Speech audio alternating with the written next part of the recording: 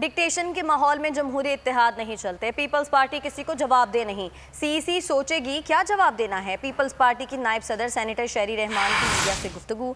कहा चाहते हैं गुफ्तो शनीद हो और मौजू माहौल में बातचीत की जाए। पीडीएम का कोई आइन नहीं, चार्जशीट कतई कबूल नहीं। सवाल किया कौन पीडीएम में दरारें डाल रहा है। चेयरमैन बिलावल पीडीएम के बानी हैं। सिलेक्टेड सरकार को हटाना बहुत ज़रूरी है, यही हदफ है। पीपल्स पार्टी रहनुमा ने मजीद कहा कि एक दूसरे पर तनकीद पीडीएम से नहीं होनी चाहिए थी। जमहूरियत में बातचीत के दरवाजे हमेशा खुले रखते हैं। हम लॉन्ग मार्च के लिए तैयार थे, इस्तीफों पर बात करने को तैयार थे। सिलेक्टेड के लिए रास्ते खुले नहीं छोड़ना चाहते। सोचना है कि किस तरह आगे बढ़ें। डट कर ऑपोजिशन की तहरीक चलाएंगे।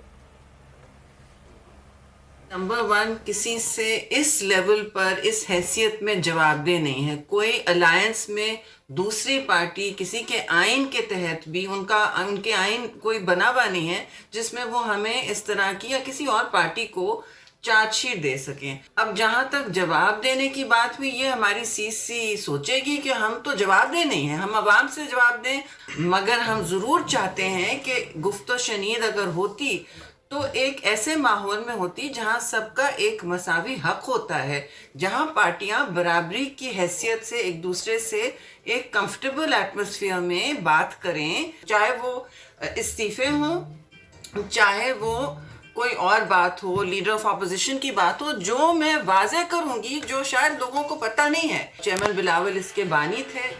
आपको याद होगा बड़ी तगोदो करके ये मीटिंग्स बुलाई गई और सिलेक्टेड सरकार को जवाबदेह करें, और जवाबदेह तो वो हो नहीं रहे, लेकिन उनको अब इस पाकिस्तान को जिस नहज पे ले आए हैं अब हटाएं। पीपल्स पार्टी अगर अकेले भी हुई, चेयरमैन ने जैसे कहा, हम तो डट के ऑपोजिशन की